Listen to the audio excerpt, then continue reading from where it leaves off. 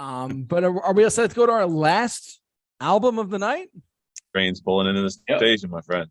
You hear the conductor. Choo choo. Boy. It was gonna be a fun one. One More Light, their most One recent more. album from 2017. Who wants to go first? I think I'll let Mike take this one. Mike, what do you got? Yeah. Just so disappointing. It's just so confined by its desire to kind of deliver these really soft radio friendly songs. And I feel so bad because it had it had the opportunity to blend, but it did nothing but just kind of pop pop me right in the jaw with the pop. It just kind of it just lost any attempt at kind of capturing any of the previous identities and songs. And songs they're not terrible as if another band wrote them. If you just put this down as another band, it would have been okay, some real contemporary, kind of just doesn't really want to blow your mind. It's more of I feel like this album is more of a because I want to album, more so than the fans will have any kind of say in this. It's look, man, this is what we do. You'll like it or not.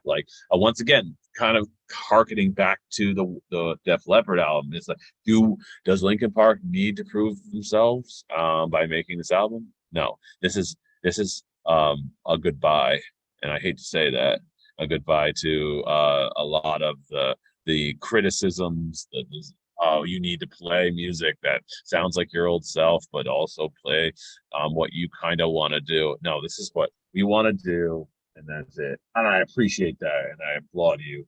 But once again, I'm from the old school. I'm the old head of the channel, and I have to be the guy that is the sides of tradition over kind of evolution to a place that I feel could have just been under a side project name.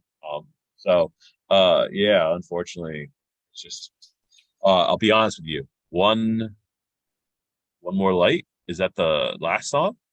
Or is that the last song, I believe? That song, bro? Seriously, yeah. I listened to and the live version of it that they had at Jimmy Kimmel's the Chris Cornell tribute. Dude, to this day, incredible. I'll watch it 7 or 8 times a month sometimes. Yeah.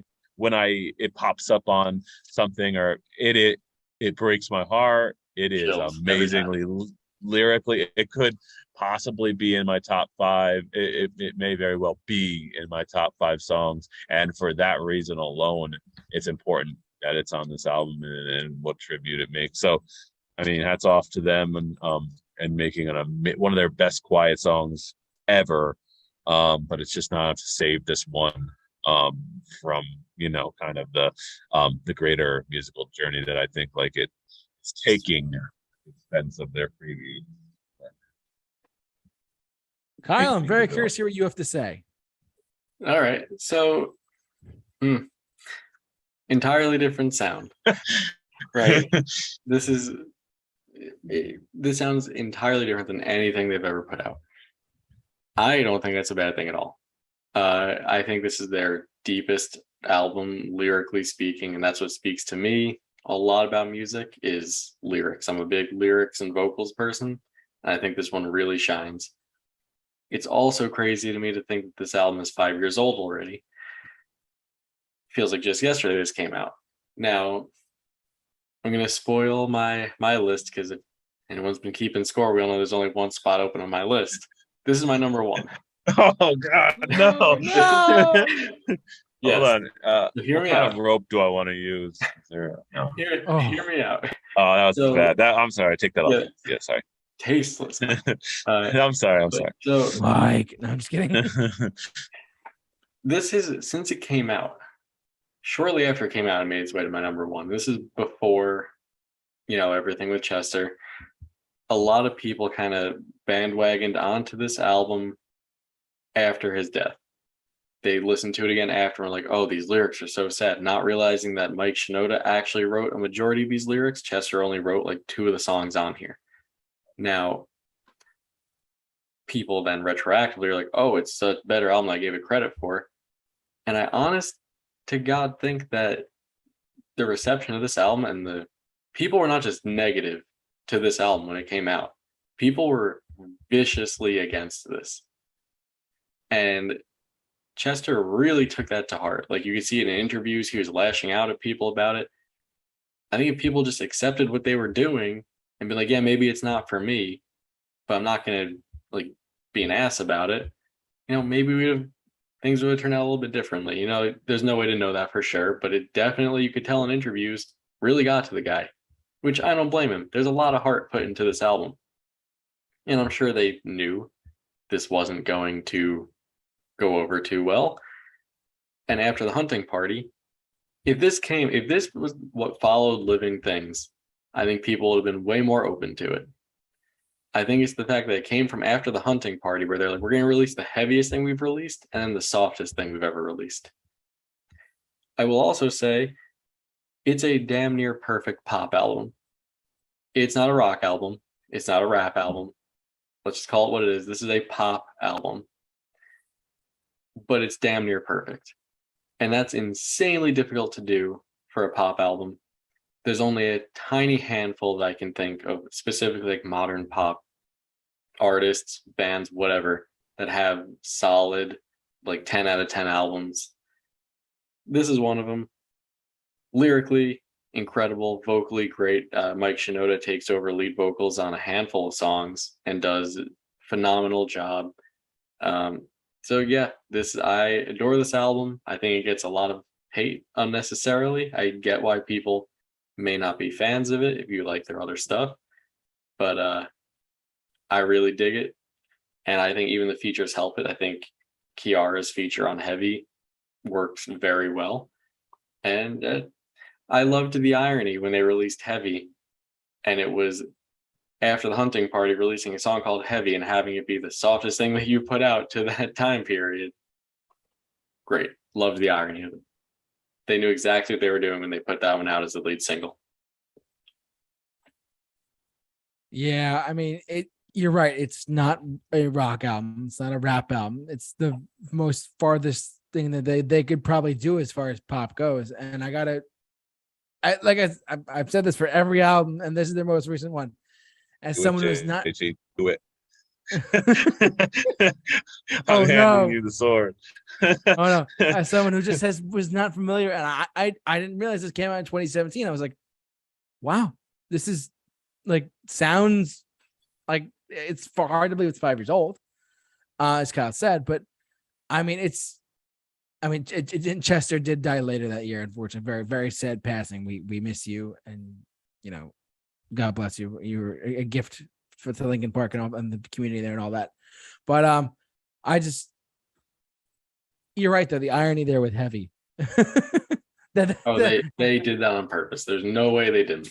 Yeah, I was about to say like it's called Heavy, but it's like a light song, which is ironic. Yeah, pretty funny. But yeah, I mean, let's go down to the track listing for a second, shall we? Yes, we have a lot of writers here, but that's okay. And not everything's going to be great or perfect. Well, in some people's eyes, it might be. Who knows?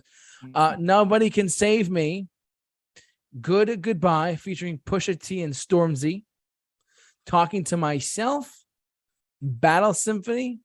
Invisible. Heavy, featuring Kiara. Is that how you say it? Yeah, I believe it's Kiara. Oh, Kiara. Okay. Sorry for Now. Halfway Right. One More Light, which is the second to last song.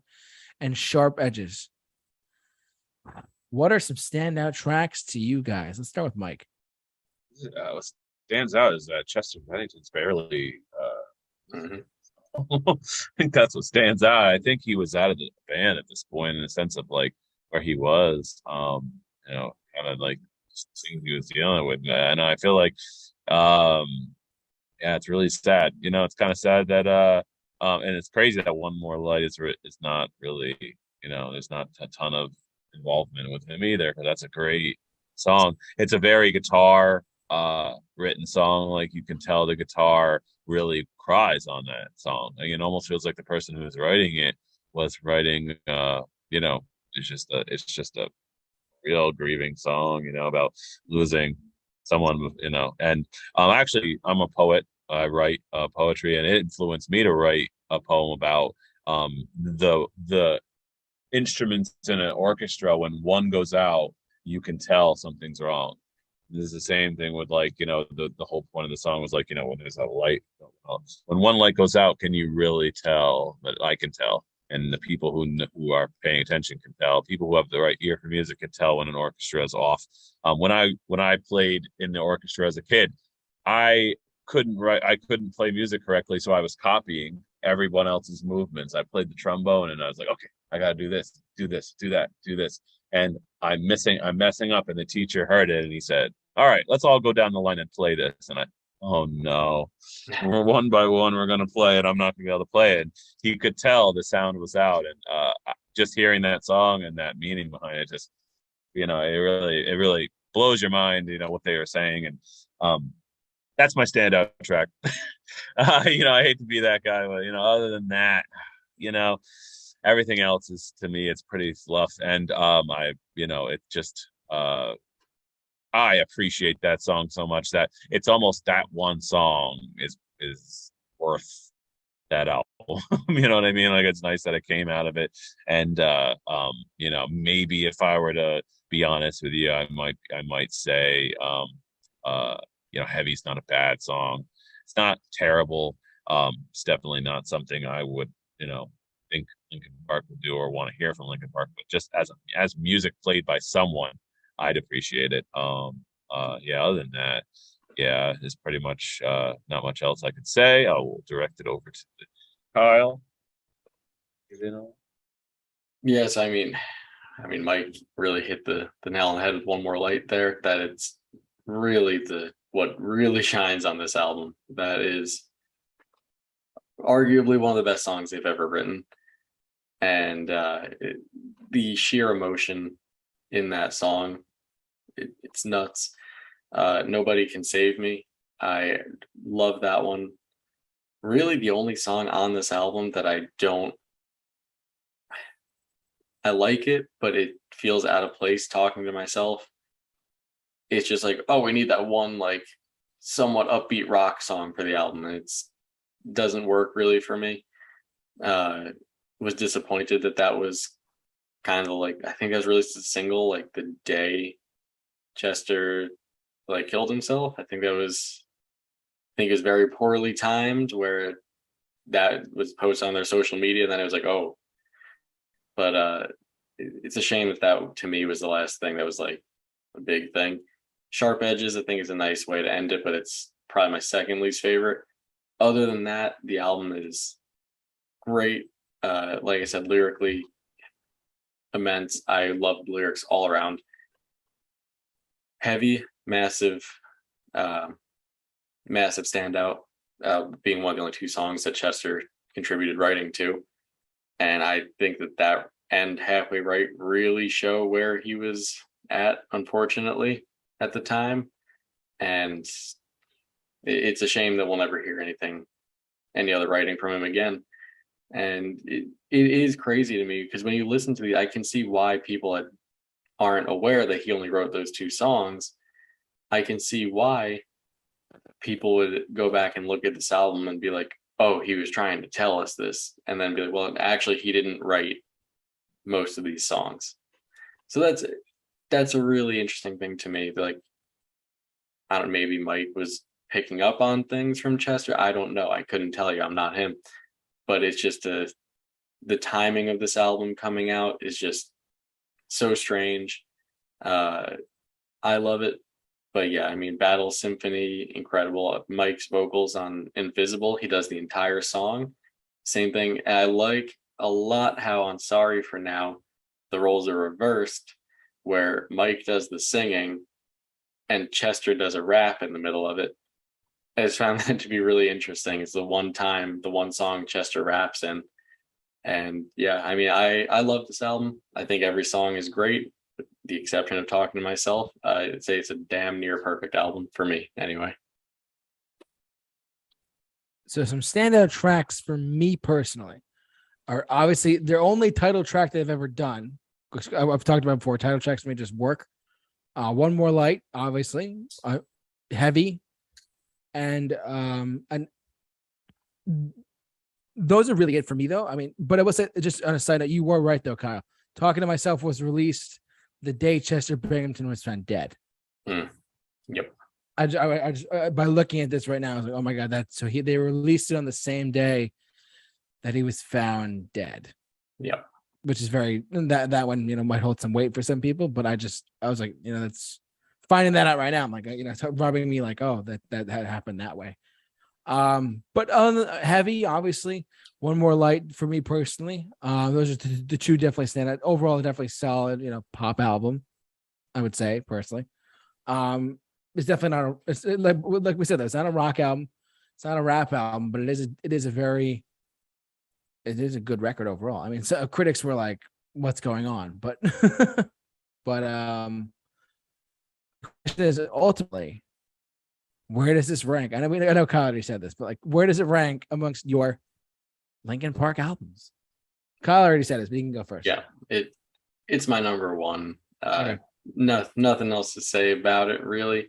The one other thing I want to mention about it is shortly before this, a couple of years before this, there was a big trend, specifically in the metalcore community, and Mike, I'm sure you know this all too well too, of what I like to call self-help core, where all these metalcore bands, specifically people like Of Mice and Men, released all these songs, like albums worth of these songs that were like, oh, life's worth living, you got this, blah blah blah, like all that. And that never really worked for me much. I always thought it was the corniest thing. But I think that Linkin Park took lyrics in a similar vein to that, but put it in a much more relatable, not just like, oh, you got this, you can do this, like life gets better. They put it in a more relatable, like, yeah, we all feel like this. And that's what I like about this album so much. So number one for that and other reasons as well. Mike. It's funny, the person who writes poetry and writes lyrics is less about lyrics and music and more about music, which is crazy because you'd think it would be there'd be a 50-50 or even maybe like a leaning side towards writing lyrics. But I've always been a music first guy.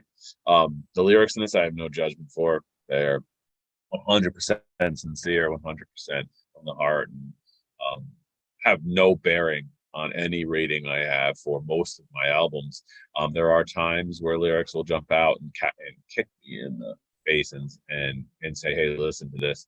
And if the music's terrible, I'll be like, oh, the lyrics are great on that. But when they perfectly align, like the two forces, music and lyric, come together and form a perfect kind of formula, it's that rare time when a song or like One More Light would come and really be like the shining star. But that's it's my last album. I appreciate it, but it's definitely it's a goodbye to them and their career. And I mean, who knows, they might make a rebound, but I just feel like without Chester, I know they would, I hate when bands this, if we quit, it's like we're not carrying on with the spirit of this part. No, don't use that as an excuse when you want more money to keep continuing to use the name of the band's albums. Carry the spirit on in the way everybody carries the spirit on. You don't have to carry a music project on because that's nonsense. Yeah. So overall, that's how it's. Yeah, I mean, I have mine at number 7 only because it was just, when I think of Linkin Park, I don't really think of this as like, don't get me wrong, it's really great. It's great for what it is. It's great for, like, it's the last one with Chester Bennington. It's kind of, if you look at it, it's like, it's a kind of a nice send off in a sense before they knew he would die. But I look at it as a definite new take on a band that definitely wants to redefine themselves, but at the same time it drew away from when I think of Linkin Park in my head, I don't think of this. I think of like the early 2000s, mid 2000s, type of that type of sound in particular, like the rap, like the rap the metal. And when I first heard this, I was like, what? I was in shock. Because I was in shock, for lack of a better word. I was like, oh my God, this is Linkin Park still? What? And I mean, don't get me wrong, I love the title track. Heavy is a great track too. But just as when I think of Linkin Park, I'm like, I don't think of Linkin Park as it's not bad, don't get me wrong. But I just don't think of it as a Linkin Park, like typical sounding, you know what I mean, record. That's me personally though. And I'm sure many people would say that as well, but you know. Oh, I'm sure this is almost everyone's.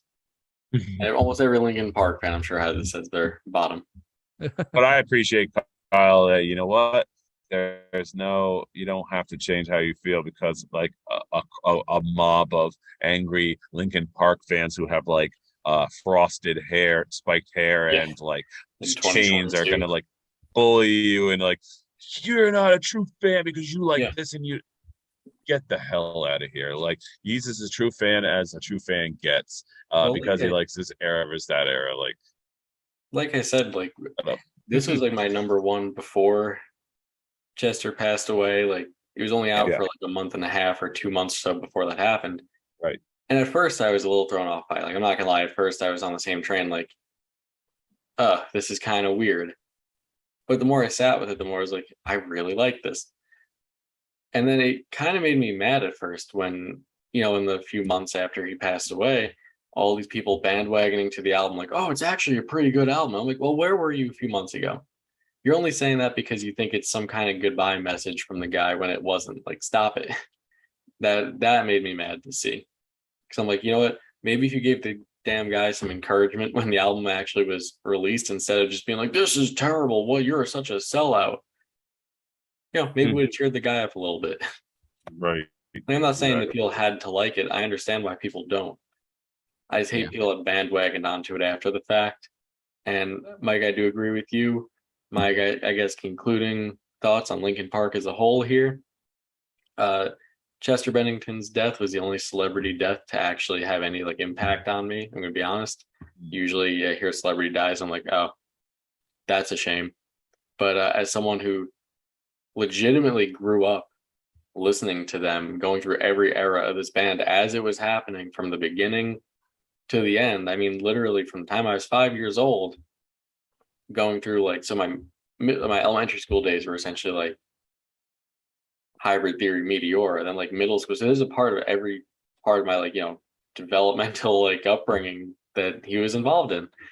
So that did hit me pretty hard when I heard that, and it was so shocking out of the blue. And I agree. I don't think they should carry on. If they have things in the vault for like anniversaries that they want to be like, oh, here's some, demos or some unreleased songs or whatever that like we'll throw it out in a bundle. Sure. By all means, I'll take it. Like that'd be interesting to hear. You can do Lincoln Field or like another, I think it could be a different, Washington Stadium. Yeah, exactly. Right.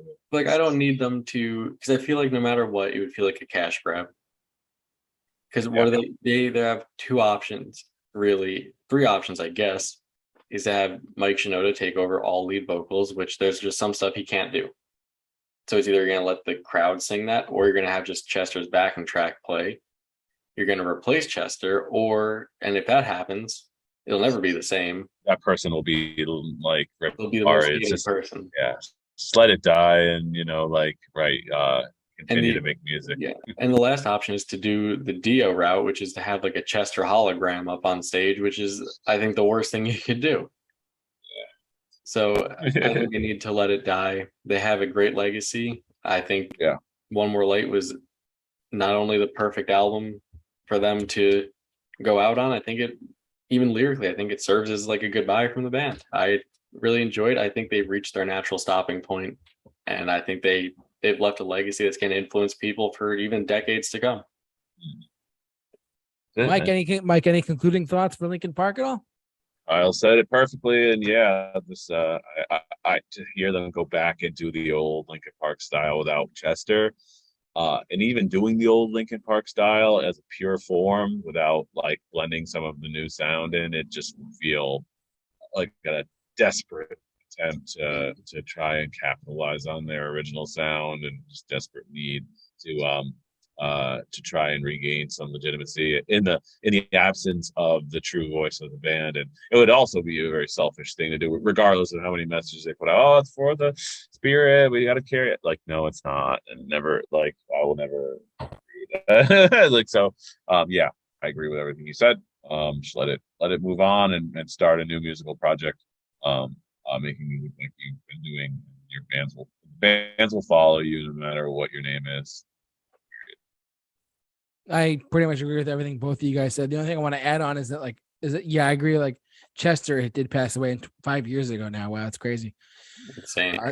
It's hard to believe. Yeah, it's been so long. But I will say, like, I'm of the opinion that after listening to all of the albums and ending on the note that they left with, their last album, I don't see how they could continue at all. I mean, I agree with Kyle on that. Also agree with Mike that they should definitely, if they want to, actually, I think Kyle said this, if they want to release stuff as like, hey, we've unreleased tracks or demos, whatever, throw those out for sure. Maybe that could be like a new compilation album or something like that, or whatever, or even a greatest hits. Hey, here we go. Here's our 10, 15 best songs on an album. Here you go.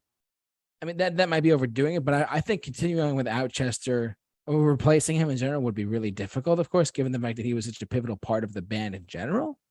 I think that it's hard to imagine a whole Linkin Park without him. I mean, you're right. They could do a hologram, but who wants to see that? Let's be real. Or backing tracks. I mean, the only reason I think backing tracks could work, but they wouldn't be the same, of course. But I think they could work. Just on a complete side note, I did see Paul McCartney recently, and one of the things they did was during the encore, they actually had a footage of John Lennon from the rooftop concert on stage. So Paul was singing with John still, which I think they could do that with Chester to an extent.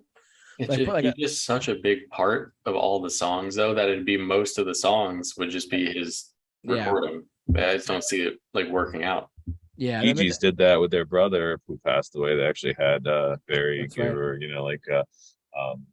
like singing along with it. Yeah, it's kind of interesting. But I mean, like, he's not the main part. He's part of a group.